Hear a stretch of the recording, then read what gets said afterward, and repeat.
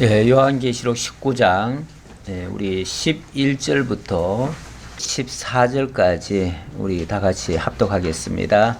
또 내가 하늘이 열린 것을 보니 보라 백마와 그것을 탄 자가 있으니 그 이름은 충신과 진실이라.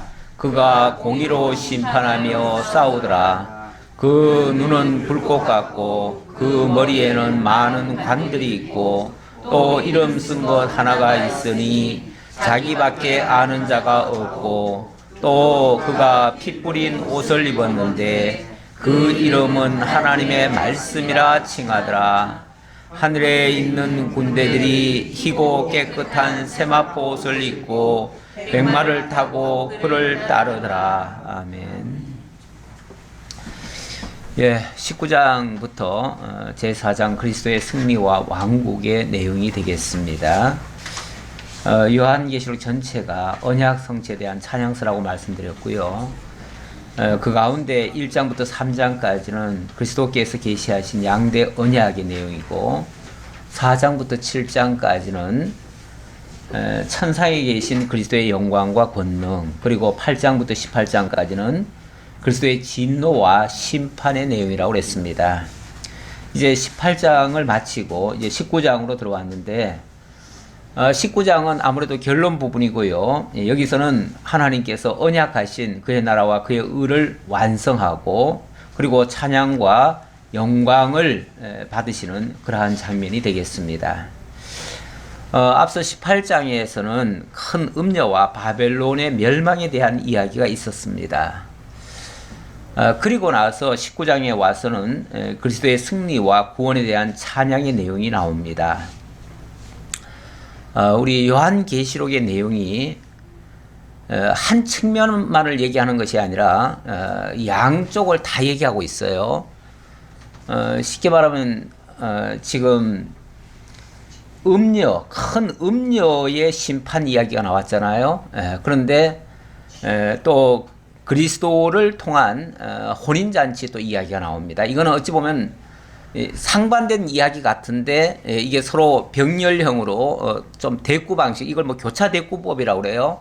이런 방식으로 기록이 돼 있어요. 그러니까 한 가지를 이야기를 하면 그와 상반된 이야기를 또 한다 그 말이죠. 그러니까 이것이 이제 교차적으로 나오는데 18장에 나온 이야기는 어찌 보면 큰 음녀와 큰 세력 바벨론, 세상 나라지요. 세상 나라 그 바벨론에 대한 그런 심판의 이야기라면 이제 19장에 와서는 이제 그리스도께서 승리하시고 이제 혼인잔치를 통해서 그의 성도들과 함께 영광에 참여하고 또 그의 나라를 완성해 가는 그런 내용으로 들어가 있다 그 말이죠. 이걸 이제 서로 비교적으로 해야 더 분명하게 극명하게 드러나는 거예요.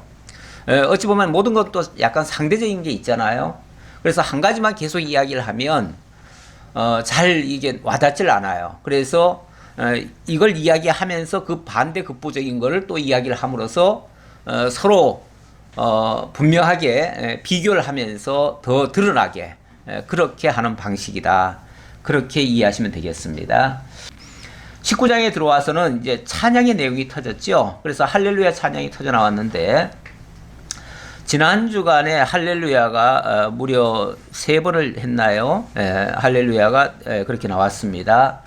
이 할렐루야라고 하는 단어는 원래 세 단어가 합쳐진 이 합성어예요. 그러니까 우리가 할렐루야 그러니까 한 단어로만 생각 들지만은 이게 짧은 한 단어지만은 어찌 보면 한 문장이 되는 그런 이야기예요. 그래서 흔히는 이제 여호와를 찬양하라 그러는데 이 할렐이라는 말은 원래 찬양하다는 말이고요. 루는 너희란 뜻이에요. 너희들. 그리고 야는 여호와의 약자예요. 그래서 너희들은 여호와에 대해서 찬양하라. 그런 얘기예요. 다 합하면은. 어찌 보면 그 문장을 압축을 해가지고 한마디로 표현을 한 거죠. 그게 이제 할렐루야지만은 그 내용 안에는 그 함축된 그 단어 안에는 엄청난 많은 내용이 포함되어 있어요. 그래서 첫 번째 할렐루야에서는 여호와 하나님의 구원과 영광과 능력을 찬양하라 라는 말이고요.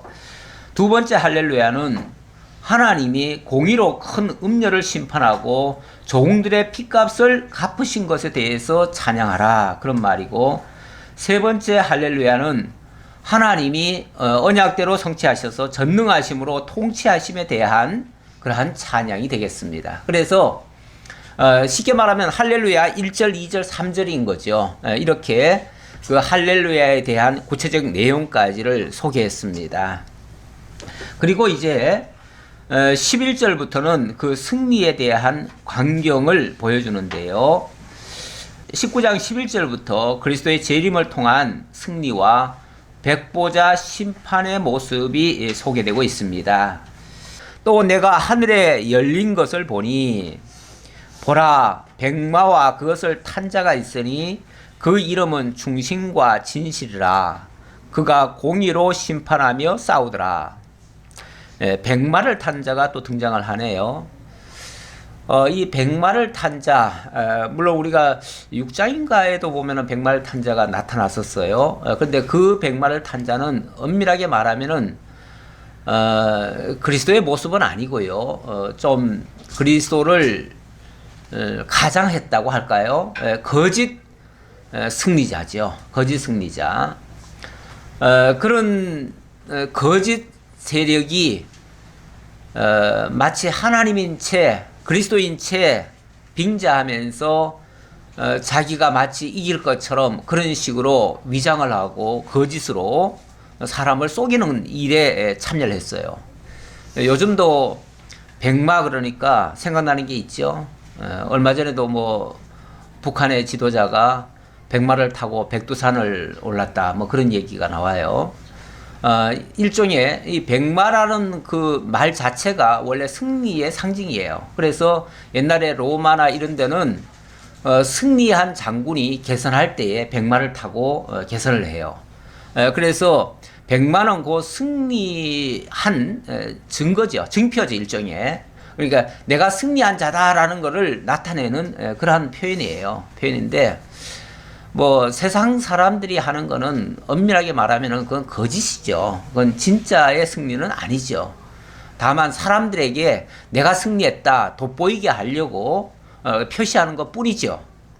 그런데 우리 주님의 승리의 모습은 이거는 뭐 거짓이 아니고 위장이 아니고 진짜인 겁니다. 이거는 하늘에서의 그 백마를 탄 자의 모습입니다. 그래서 하늘이 열린 것을 보니까 그 가운데에 백마와 그것을 탄 자가 있더라. 여기는 진짜 승리한 자를 얘기하는 거예요. 진짜 승리한 자. 그의 이름이 소개되는데 그의 이름은 충신과 진실이라.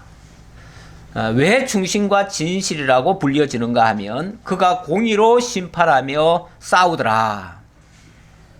그가 공의로 심판하며 싸워서 마침내 그 모든 것을 이기고 승리하고 완성하더라 그 얘기죠. 충신과 진실이라고 그랬는데 충신이란 말은 이거는 온전한 순종을 얘기하는 거죠. 온전한 순종. 바로 그리스도께서 이 땅에 오시고 모든 사역을 하신 것은 당신의 임의대로 하신 것이 아니고 하나님의 언약을 성취하기 위해서 행하신 일들입니다. 그래서 하나님의 말씀에 100% 순종하시고 그 순종에 따라서 다 이루어지신 겁니다. 그래서 그런 내용을 충신이다. 그 일을 수행하신 분을 충신이다. 이렇게 표현하고 그 모든 것은 언약대로 되어졌다라는 의미에서 진실이다. 뭐 또는 아멘이다. 우리 주님을 표현할 때에 주님이 아멘이시오 이렇게도 표현하죠. 아멘이시다. 그 모든 것을 다 수행하신 분이시다 그 말이에요. 그리고 예수님이 자신을 소개할 때 나는 곧 길이요 진리요 생명이다 그랬는데 당신이 그 진리의 요건을 온전히 충족하신 그러한 분이 되셨고 이것은 이사야가 일찍이 예언했던 진리의 하나님이 되신 증거입니다. 그러니까 충신과 진실이라고 하는 것은 아멘이시고 또 진리가 되시는 그러한 분이셨다 그 말입니다. 그 모든 것은 하나님의 언약을 완수하심으로 얻은 일종의 별칭이죠. 본 이름이 그렇다는 건 아니고요. 그분이 그런 사역을 함으로써 그런 이름을 얻게 됐다 그 말이죠. 그래서 충신과 진실이라는 이름을 얻게 됐는데, 이것은 하나님이 언약하신 것을 온전히 다 수행하셔서 충성스럽게 성취하시고 그리고 진리심을 확증해 주셨다라는 뜻이 되겠습니다. 그 눈은 불꽃 같고 그 머리에는 많은 관들이 있고 또 이름 쓴 것 하나가 있으니 자기밖에 아는 자가 없고, 또 그가 피 뿌린 옷을 입었는데 그 이름은 하나님의 말씀이라 칭하더라. 또 새로운 이름이 또 덧붙여져요. 그 이름은 하나님의 말씀이라 이렇게도 불려진다. 그러니까 우리 예수님의 별명이 많아요. 여러 가지 많아요. 충신도 되고 진실도 되고 하나님의 말씀도 되고 이렇게도 불려진다 그 말이죠. 그런데 이분이 어떻게 싸워서 이겼는가를 지금 설명하는데 그 광경을 지금 표현하는 거예요. 그 눈은 불꽃 같더라. 그리고 그 머리에는 많은 관들이 있더라. 많은 관들이 있다는 말은 세상에 이제 그 관을 세상에 그 관을 쓴 자가 이제 왕이죠. 왕인데 많은 왕들을 다 제압했다 그런 얘기예요. 그러니까 세상에 있는 모든 왕들을 다 제압하고 그 불꽃 같은 눈동자로 그들을 주시하며 그들의 모든 죄악을 들춰내 가지고 그들을 적절하게 다 심판을 한 거예요. 그래서 그 모든 관들 위에 이 주님이 우뚝 서신 거예요. 어찌 보면 나중에 그래서 또 만왕의 왕이라는 표현도 또 쓰지요. 그러니까 계속해서 그 주님의 여러 가지 그 주님을 가리키는 그 주님의 여러 가지 모양을 형용하는 그런 표현들인데, 제가 별명이라고 말씀드렸지만 주님이 하신 일들을 그렇게 그 어떤 단어로 표현한다 그 얘기예요. 그러니까 여러 가지 이름으로 나올 수밖에 없어요. 또 그가 피 뿌린 옷을 입었다. 피 뿌린 옷. 이것이 그냥 되어진 것이 아니고 많은 희생의 대가로 이루어졌는데 그 피는 누구를 위해서 뿌렸느냐 하면 바로 당신의 택한 백성들을 구속하기 위해서 거기에 그 값을 지불한 겁니다. 그러니까 바로 우리를 위해서 피 흘려주신 그 분이시다 그 얘기예요. 어떻게 피를 흘려주셨는가? 그래서 그 이름을 하나님의 말씀이라 이렇게 칭했는데, 자, 우리 주 예수님이 본래 그때는 말씀으로 자존하셨다 그러죠. 우리 에베소 1장 3절 이하에 보면 그리스도께서 말씀으로 계셨어요. 그런데 요한복음에 보면 그 말씀이 육신이 되어 우리 가운데 임하시죠.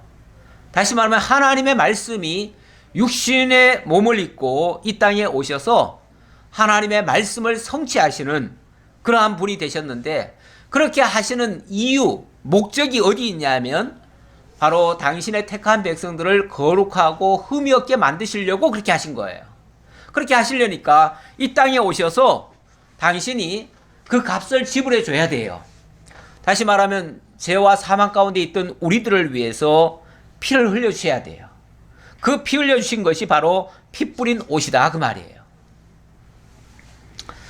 그리고 하늘에 있는 군대들이 희고 깨끗한 세마포 옷을 입고 백마를 타고 그를 따르더라. 당연히 주님이 승리하시고 그 주님 안에 있는 자들도 다 같이 승리하는 거죠. 주님만 승리하는 것이 아니라 주님 안에 있는 자들도 함께 승리하는 거예요.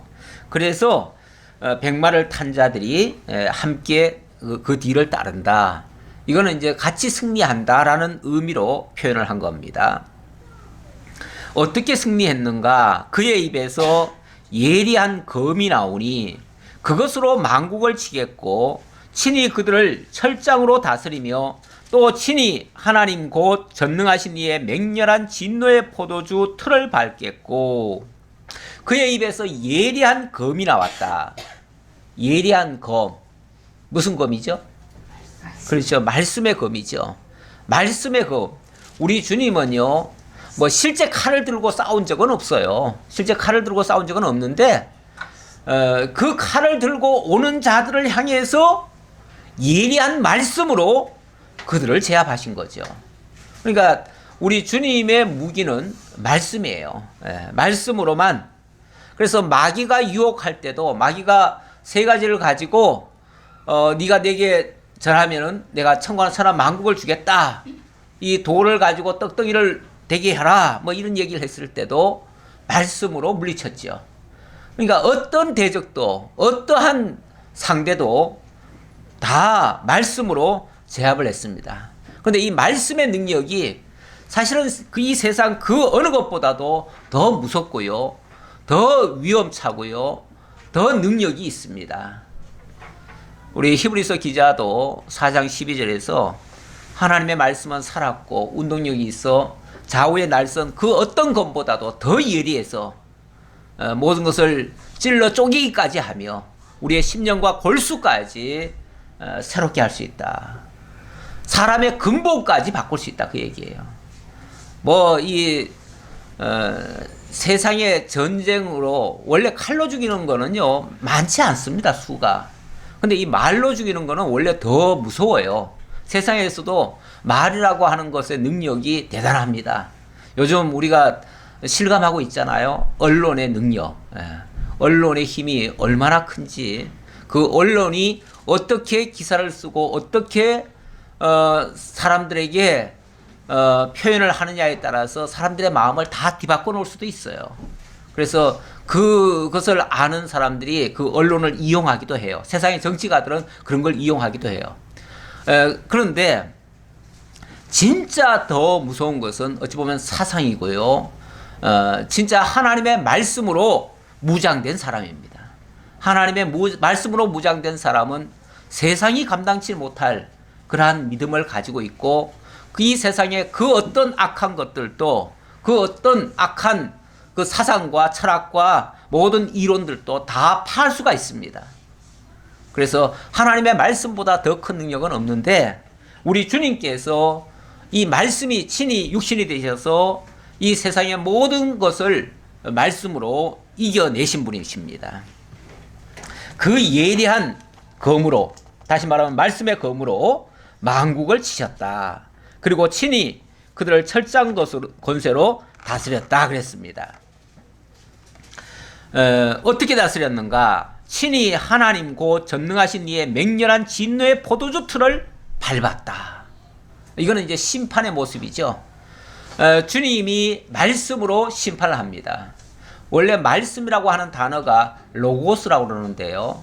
이 로고스의 반대 표현이라기보다는 어쨌든 그 언어로 보면은 거꾸로 쓰는 말인데 그게 이제 노모스입니다. 노모스가 율법이고요.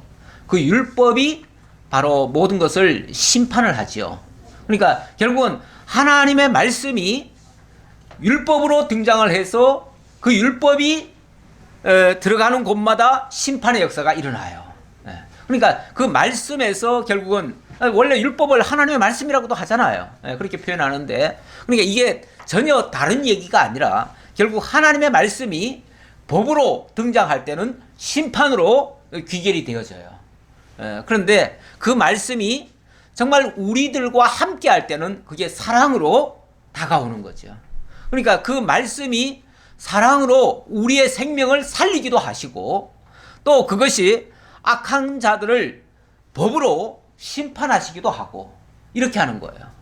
우리는 그 말씀 때문에 구원을 얻게 되어지고 악한 자들은 그 말씀 때문에 심판을 당하게 되는 거예요. 이게 이제 같은 말씀이지만 이 다가오는 것은 전혀 다르죠. 전혀 상반돼요. 그래서 이것이 만약에 법으로 다가오면 마치 포도주 틀을 밟는 것처럼 완전한 심판으로 이루어져서 그 앞에서는 살아날 자가 아무도 없습니다. 아무도 없어요. 그러니까 그 말씀이 우리에게 정말 사랑의 법으로, 복음으로 이렇게 다가온다면 정말 복 있는 자들이죠. 그렇게 받아들이는 자들은 정말 복 있는 자들인데, 그것을 만약에 율법으로 받아들이고 그것을 뭐 지켜 행해서 어떻게 자기가 해보려고 하면 그건 법으로 받아들이는 거예요. 근데 그 법으로 받아들여 가지고는 그 앞에서 살 자가 없습니다. 그리고 오히려 다 정죄를 당하고 심판을 받을 수밖에 없습니다. 그렇게 되어지면 정말 포도주 틀을 밟는 것처럼 다 심판을 받게 될 것이다. 그 옷과 그 다리에 이름을 쓴 것이 있으니, 자, 지금까지는 뭐다 어찌 보면 별명처럼 얘기했는데 이것의 총합이죠. 총합인데 또 새로운 이름을 또 소개를 합니다. 그 이름은 그 다리, 옷에도 이름이 붙었고 다리에도 이름이 붙었는데 그 이름은 만왕의 왕이요 만주의 주라 하였더라. 결국 이분이 만왕의 왕이시고 만주의 주가 되신다. 만왕의 왕, 만주의 주라는 말은 이 세상에 있던 그 어떤 권세보다도 더 큰 권세를 가졌고, 이 세상의 어떤 그 피조물보다도 더 위에 계시는, 그 모든 것을 주관하시고 다스리시는 대주제이시다. 그런 의미에서의 만왕의 왕이시고 만주의 주시다. 그러니까 권세로도 으뜸이시고 그 모든 그 피조물 중에서 또 가장 으뜸이시고 그 모든 것을 다스리시는 분이시다. 바로 이분이 누구십니까?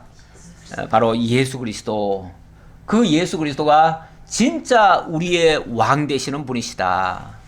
그런데 그동안 거짓 사탄의 권세가 큰 음료를 앞세워서 바벨론 같은 걸로 미혹을 하고 그것으로 마치 영광과 능력을 주는 것처럼 그렇게 거짓으로 백성들을 유혹해서 수많은 인류들을 죄악에 빠뜨렸습니다.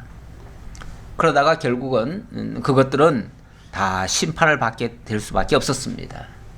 그런데 이제 주님께서 진짜 그 모든 것들 위에 계시는 그분께서 이제 온전한 승리를 거두시고 온전한 영광에 참여시키시려고 이 모든 역사를 하신다라는 그러한 표현이 되겠습니다. 자, 이제 17절부터 보면 약간의 장면이 바뀌죠. 이거는 이제 심판의 모습인데요.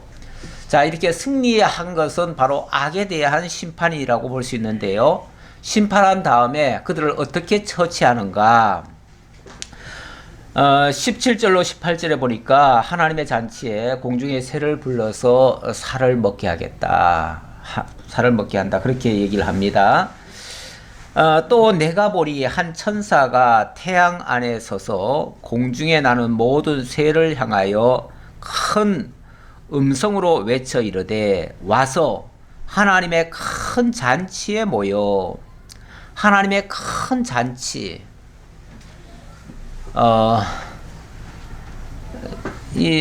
어찌 보면 앞에서는 어린 양의 혼인 잔치를 얘기했는데 여기서도 또 큰 잔치라고 하네요. 큰 잔치인데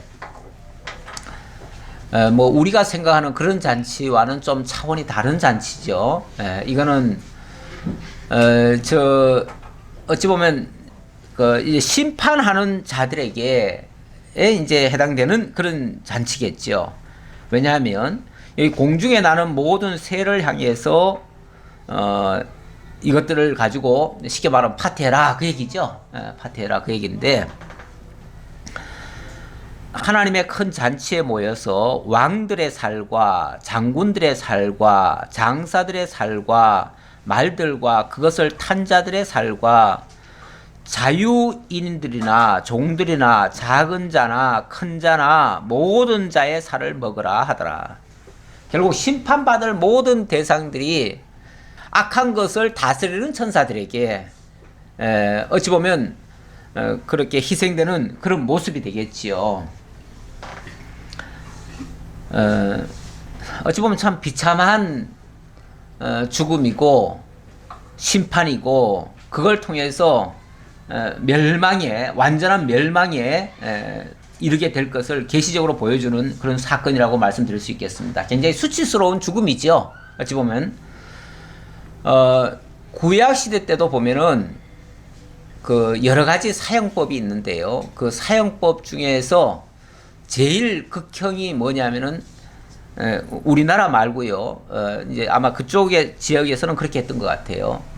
사람을 잡으면은 죽여서 그 시체를 장사를 못 지내게 하고 그것을 공중에 새들에게 던져가지고 새 밥으로 던지는 그런 일. 치욕 중에서도 가장 큰 치욕. 물론 뭐 우리 예수님이 당한 그 십자가의 치욕도 굉장히 크지만은 그 내버려 두면은 이제 새들이 그냥 먹는 거예요. 어쩌면은 그 십자가에 죽을 때에 원래 저주를 받으면요 그대로 그냥 뜯어 먹히게 내버려 둘 수도 있어요. 그런데 마침 예수님 같은 경우는 아리마대 요셉이 자기 묘소에 예수님의 시체를 내려다가 거기다가 쓴 거죠. 써서 그 치욕은 이제 안 당하신 모습이기는 하지만 어쨌든 이런 식으로 저주를 받게 된다라는 그런 모습입니다. 그리고 보면 우리가 살기도 잘 살아야 하지만은 죽는 것도 잘 죽어야 된다라는 생각이 좀 문득 듭니다. 물론 이거는 뭐 육신적으로 잘 죽으라는 얘기가 아니고요. 육신적으로 뭐 고통을 당하다가 죽으면 잘못 죽는 건가 그런 차원은 아니고요.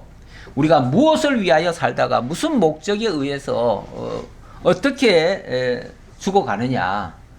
정말 의를 위하여 우리가 죽어간다면 그것은 결코 나쁜 죽음이라고 할 수가 없지요. 뭐 도사는 안창호인가요? 안중근인가 죽을 때 그 정말 자기 나름대로는 의를 행하다가 의롭게 의를 행하다가 이제 죽는다고 생각을 했지요. 근데 그 어머니가 나중에 편지를 보냈는데 그 편지가 후에 발견이 됐어요. 근데 그 편지에 보니까 네가 의를 위해서 그 일을 했다면 비굴하게 살고자 그렇게 뭐 재판에 가가지고 뭐 거짓말하고 어떻게 해서든지 살기 위해서 편법 쓰는 그런 일 일치하지 말아라. 너는 나라를 위해서 정말 공의로운 일을 했고 그 일을 위해서 했으니까 너는 의롭게 죽어라. 그냥 죽어라. 그렇게 편지를 보냈다고 그래요. 참 어머니도 대단하죠. 어머니는 어떻게 해서든지 자식을 살리려고 하는 것이 일반적인 모습인데 정말 대의를 위해서 그 죽음을 아까워하지 말아라. 차라리 그렇게 살고자 발버둥 치고 뭐 법에서 조금이라도 선처를 바라고 뭐 이렇게 얘기하다 보면은 어떻게 해서든지 살 수는 있겠지요. 살 수는 있겠지만 그렇게 살아가지고는 오히려 사는 게 더 치욕일 수 있다. 그 얘기죠. 그러면서 의를 위해서 죽는다면 그거는 결코 패배 삶이 아니다. 패배 죽음이 아니다. 그거는 영원한 승리의 삶이다. 그 의가 절대 무너지지 않는 그런 의로 남게 될 것이다. 우리가 정말 그리스도를 위해서 하나님을 위해서 살아간다면 그의 죽음은 결코 부끄럽지 않은 장렬한 그리고 의로운 죽음이고 그 죽음은 영원히 사는 죽음이죠. 영원히 사는 죽음이기 때문에 그런 것은 괜찮은데 악한 자에게 붙어가지고 어떻게 해서든지 생명을 연장하고 그걸 위해서 그 세상적인 권세와 영광을 위해서 살다가 마침내 비참하게 죽임을 당하고 그리고 정말 악한 곳에 던져져서 영원히 울며 이럴가는 그런 모습. 제가 오늘 묵상한 말씀이 그런 부분인데요. 마태복음 14장 37절 이하인데 물론 그거는 씨 뿌리는 비유의 말씀이었습니다. 거기에는 여러 가지 주님께서 말씀으로 이 세상에 씨앗을 뿌리면은 그 씨앗에 의해서 각 사람에게 여러 가지 모양으로 열매가 맺어집니다. 맺어지는데 어떤 자들은 이 원수가 뿌린 그 마귀의 씨앗에 발화가 돼가지고 심판을 받는 장면도 있고요. 가라지처럼 나타나가지고 심판을 받는 자도 있고, 어떤 자들은 정말 알곡으로 추수가 되어지는 자도 있습니다.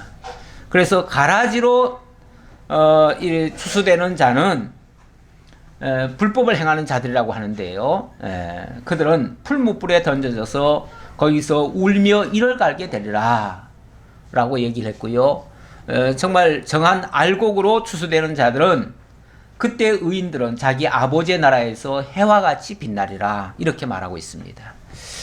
극명하게 이 땅에서는 잘 몰라요. 이 땅에서는 잘 몰라요. 그러나 이제 죽음 이후에는 극명하게 이게 차이가 납니다. 원래 논에 벼를 심으면은 그 벼와 가라지가 자라는 동안은 잘 몰라요. 언제 드러나느냐 하면 추수 때 가서 드러납니다. 추수 때 가면은 확연하게 달라요. 그때까지는 내버려 두래요. 그래서 이 세상에서는요, 악한 자나 의로운 자나 별반 다르지 않아요. 사는 모습이. 그런데 정말 하나님 앞에 설 때는 확연하게 다릅니다. 지금 그걸 얘기하는 거예요. 그래서 악한 자에게 미혹이 돼서 세상 것을 위해서 살았던 자들은 이런 심판 아래 들어가게 될 것이고, 정말 그리스도 안에서 있던 자들은 승리의 창가를 부르면서 뒤따르는 그런 모습으로 볼 수가 있는 거죠. 자, 그래 놓고요. 자, 19절부터 21절까지는 짐승과 거짓 선지자들은 산채로 유황불에 던져진다고 하는 그러한 예고의 말씀이 되겠습니다. 또 내가 보매 그 짐승과 땅의 임금들과 그들의 군대들이 모여 그 말탄 자와 그의 군대와 더불어 전쟁을 일으키다가 짐승이 잡히고 그 앞에서 표적을 행하던 거짓 선자도 잡혔으니, 자, 우리 그리스도께서 승리를 했다라고 얘기를 했지만은 그 승리가 그냥 뭐 가만히 있는데 저절로 승리가 되겠어요? 엄청난 싸움이 있겠지요. 당연히 대적들도 반항을 할 것이고요. 대적들도 싸우기를 하겠지요. 그래서 그들도 순순히 하나님의 심판을 받아들이는 것이 아니라 끝까지 아마 힘을 모아서 나름대로 힘을 모아가지고 최후의 발악을 할 겁니다. 그런 모습이 하나님을 대적하여 전쟁을 일으킨다는 겁니다. 어찌 보면 이것이 주님의 마지막 심판 직전에 있을 그 마지막 전쟁이 아닐까라고 생각을 하고요. 만약에 그 전쟁이라면은 그런 전쟁을 뭐라고 그러냐면 성경에서는 아마겟돈 전쟁이다 그렇게 얘기를 합니다.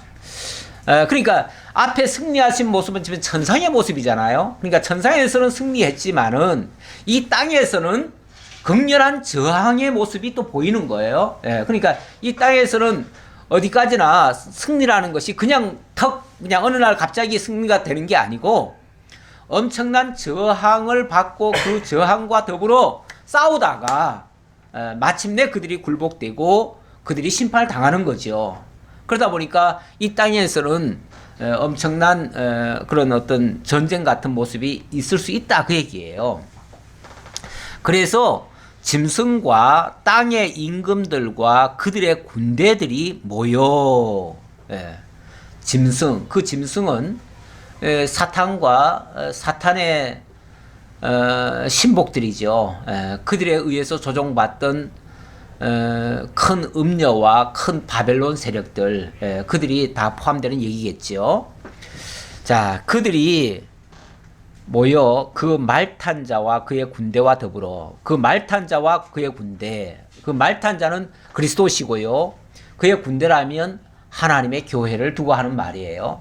결국 하나님의 교회를 상대로 해서 그들이 엄청난 핍박을 가하게 될 것이다 라는 얘기예요. 근데 결과는 사실은 뭐 이미 정해져 있어요. 그것은 틀림없는 그리스도의 승리로 끝나죠. 그래서 짐승이 잡히고 그 앞에서 표적을 행하던 거짓 선자도 잡혔으니, 그 앞에서 표적을 행하던 하는 말은 짐승이 잡히고 짐승 앞에서 짐승의 이름으로 짐승을 통해서 다시 말하면 사탄의 능력으로 표적을 행하던 거짓 표적이죠. 왜냐하면 세상에서는요, 사람을 속이려고 하면 어떤 표적이 없이는 속일 수가 없습니다. 그래서 세상의 악한 권세자들도요, 놀라운 일들을 많이 발휘를 합니다. 정말 세상 능력도 대단합니다. 우리가 깜짝깜짝 놀랄 때가 너무 많아요. 어떻게 저런 일까지 하지? 어떻게 저런 능력까지 발휘하지? 하고 깜짝 놀랍니다. 그런데 그 능력들이 물론 다 그렇다는 얘기는 아니지만 정말 하나님을 알지 아니하고 사탄의 조종을 받으면서 하는 자들 두고 하는 얘기죠. 그들도 엄청난 능력은 발휘한다 그 말이에요. 우리가 기독교가 뭐 어떤 사람들은 표적의 종교다, 또는 뭐 기독교는 정말 놀라운 능력들이 많이 있다, 그래서 뭐 기도하면은 뭐든지 이루어진다, 이래가지고 능력을 발휘하는 사람들이 있습니다. 그런데 가끔 보면 그런 사람들을 주의 깊게 보면 진짜 말씀대로 하는 건가, 아니면은 어떤 사술적인 걸 가지고 지금 저렇게 하는 건가 의심스러울 때가 많아요. 그건 금방 드러나지는 않아요. 그런데 한참 후에 많이 세월이 지난 다음에 나중에 보면 분명히 거짓이었어요. 최근에도 한 10여만 명씩을 끌어모은 한 두 교회가 그 목회자들이 지금 감옥에 가 있죠. 감옥에 가 있는데, 그들이 처음에 교회가 굉장히 부흥할 때에 정말 놀라운 능력들이 많이 나타났습니다. 정말 기도한 즉 막 안전뱅이가 일어나고 뭐 별의별 역사들이 다 일어났어요. 소경이 눈을 뜨고 정말 그런 역사들이 일어났다고 해가지고 사람들이 벌떼같이 구름대같이 모여들었어요. 제가 청년 시절에 그 교회 성도하고 좀 이렇게 같이 지낸 적이 있었는데, 그 성도가 그 교회 이야기를 그렇게 많이 했어요. 그렇게 놀라운 역사가 많이 일어난다는 거예요. 근데 그때도 저는 아무래도 조금 그런 것은 좀 신뢰를 하지 않았기 때문에 제가 가지는 않았는데, 정말 참 놀랍다. 그 당시는 그분이 전도사였어요. 전도사로서 교회를 개척했는데 그렇게 놀라운 능력들이 나타나는 거예요. 그러니까 사람들이 막 벌떼같이 모여들어요. 최근에는 그 교회가 10만 명이 넘어요. 그런데 요즘 이제 감옥에 갔잖아요. 감옥에 가서 나중에 그분의 그 재상을 보니까 다 거짓말이에요. 다 거짓말이에요. 어찌 보면 다 쇼하듯이 다 짜고 하는 그런 것들이었고, 그리고 뒤로는 온갖 못된 짓을 다 하고 외국에 카지노까지 돌고 뭐 별의별 정말 안 좋은 일들을 다 벌였어요. 그렇게 했는데 정작 자신은 온전히 하나님을 믿지도 않았던 거예요. 그러니까 그렇게 많은 부동산을 사놓고 외국에 빼돌리고 온갖 짓을 다 했지요. 그냥 하나님 믿는 사람이만 그렇게 못하지요.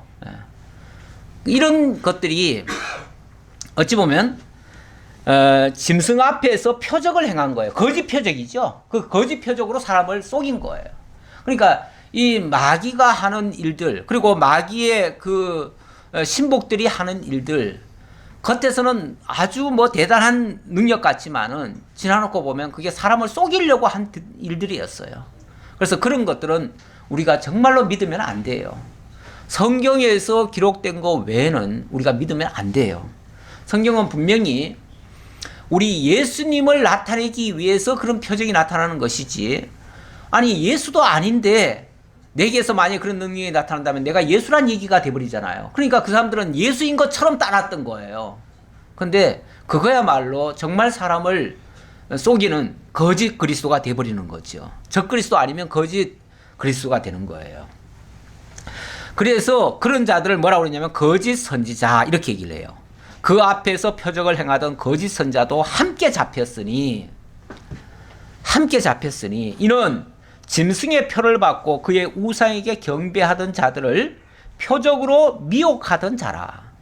표적으로 미혹하던 자라. 그런데 표적으로 미혹하는 것이 아무나 미혹한다고 다 빠져들어가는가?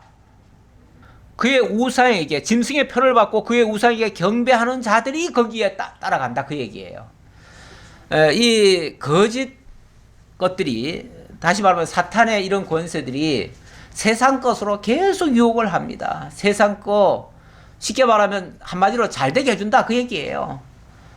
복 많이 받게 해주고 잘 되게 해주고 뭐 건강하게 해주고 육적인 모든 것을 다 채워주겠다, 모든 욕심을 다 채워주겠다 그러는 거죠. 그런 것들이 어찌 보면 거짓 것으로 결국은 짐승의 표를 받게 하는 거예요. 짐승이 그런 걸로 표 준 거 아니에요? 근데 그 표를 받은 자들은 거기에 쏙더라 그 말이에요. 하나님의 일을 받은 자, 성령을 통해서 예수만이 그리스도라고 인정하는 자들은 절대 거기에 안 속아요. 안 속는데 그렇지 않은 자들은, 다른 것에 관심을 갖는 자들은 그런 것에 속을 수밖에 없어요. 아니 당장 내가 지금 몸이 안 좋은데 몸 낫게 해준다는데 왜 안 가겠어요? 당장 내가 가난한데 지금 먹거리 많이 채워주겠다는데 왜 안 가겠어요? 그런 것이 정말 큰 유혹거리가 되지요. 그런데 그런 자들이 다 산채로 유황불 붙는 못에 던져지고, 이 산채로 들어간다는 것은 그 고통을 고스란히 받게 한다 그 얘기예요. 원래 우리가 육신이 죽는다는 표현을 아까 했지만은, 육신이 죽는다고 해가지고 내 존재 자체가 사라지거나 완전히 죽어 없어지는 것이 아닙니다. 저 악한 자들은 무슨 생각을 하냐면, 까짓것 세상에서 하고 싶은 거 다 하고 즐길 거 다 즐기고, 그리고 그냥 안 되면 콱 죽으면 그만이지. 왜냐하면 죽은 다음에는 더 이상 아무것도 없는 줄 알고 그 소리를 해요. 그래서 그냥 마음껏 살고, 이 세상에서 즐길 때 마음껏 즐기고 누릴 거 다 누리고, 그 다음에 그냥 정 안 되면 콱 죽어버린다. 그래서 고통받기 전에 미리 고통 올까봐 미리 죽는 사람들이 있어요, 가끔씩. 그래서 누가 잡으러 온다 그러면 그냥 미리 겁내가지고 그냥 확 죽어버리는 사람들이 있어요. 그건 고통 안 받으려고 하는 거예요. 그것도 굉장히 이기적인 거예요. 이런 식으로 만약에 한다면은 그 사람의 생각 속에는 내세가 없는 거예요. 이 영혼이 산다는 그 사실을 간과한 거예요. 그런데 우리가 이 육신이 죽음으로써 진짜 죽어 없어지는가? 그렇지 않아요. 육신은 없어져도 우리의 실체는 이 육신이 아니에요. 육신은 번거지일 뿐이에요. 이건 옷과 같은 거예요. 이거는 낡으니까 이거는 갈아입기 위해서 이 벗을 수밖에 없어요. 하지만 이 육신이 벗어지면 그 영혼은 영원히 하나님 앞으로 가든지 아니면은 정말 백보자 심판 앞에 심판을 받든지 둘 중에 하나로 떨어질 수밖에 없어요. 그래서 반드시 우리가 죽은 후에는 심판이 있다는 거. 그래서 히브리서 9장인가요? 거기 보면 한 번 죽는 것은 사람에게 정하신 이치라 그랬어요. 우리는 반드시 누구든지 육신이 죽어요. 죽는데 죽은 이유가 진짜 문제입니다. 죽은 이유에는 정말 하나님의 심판대 앞에 선다는 것을 우리가 잊지 말아야 돼요. 그것을 잊으면은 우리는 이 세상의 유혹에 빠져들어갈 수밖에 없어요. 근데 그것을 기억하고 있으면 우리가 절대로 세상과 타협하지 아니하고 정말 주님 위해서만 살아가게 되는 것이죠. 그 나머지는 말탄 자의 입으로부터 나오는 검의 죽음에 모든 새가 그들의 살로 배불리더라. 여기 뭐 공중의 새라고 했지만은 그냥 단순히 육체적인 새라는 의미보다는 어떤 심판의 천사들을 두고 하는 얘기일 수도 있어요. 그런데 이제 우리에게 듣기 쉽게 하게 하기 위해서 계시적으로 새라고 지금 표현을 한 거죠. 하나님의 천군 천사들에 의해서 그들이 심판을 받고 영원한 멸망에 처해지게 될 것이다 라는 말씀입니다. 오늘은 여기까지 보도록 하지요. 기도하겠습니다. 아버지 하나님, 하나님께서 준비하신 영원한 나라의 시간표가 이미 확정되어져 있고, 그 시간표가 정확히 이 역사 속에서도 펼쳐지고 있습니다. 그러한 가운데 우리를 살게 하시고 하나님의 영으로 말미암아 구속함을 입고 영원한 천상세계를 우리들로 하여금 바라보게 하시고 참것과 거짓것을 분별해서 거짓것은 배척하고 참것만을 우리가 따르게 해서 영원한 하나님의 나라와 그의 의에 참여하게 하심을 참으로 감사드립니다. 우리가 세상 것에 욕망을 가지고 있다면 당연히 저 악한 자들의 유혹에 넘어갈 수밖에 없습니다. 우리가 그 유혹하는 자들의 것을 사모하지 말게 하시고 오직 참 진리 되시고 충신 되시고 의가 되시고 거룩한 정말 참 승리자 되시는 만왕의 왕 되시는 우리 주님만을 믿고 따르며 그분 안에서 살아갈 수 있는 저희 모두가 되도록 인도해 주옵소서. 모든 것 감사드리옵고 예수님의 이름으로 기도하옵나이다. 아멘.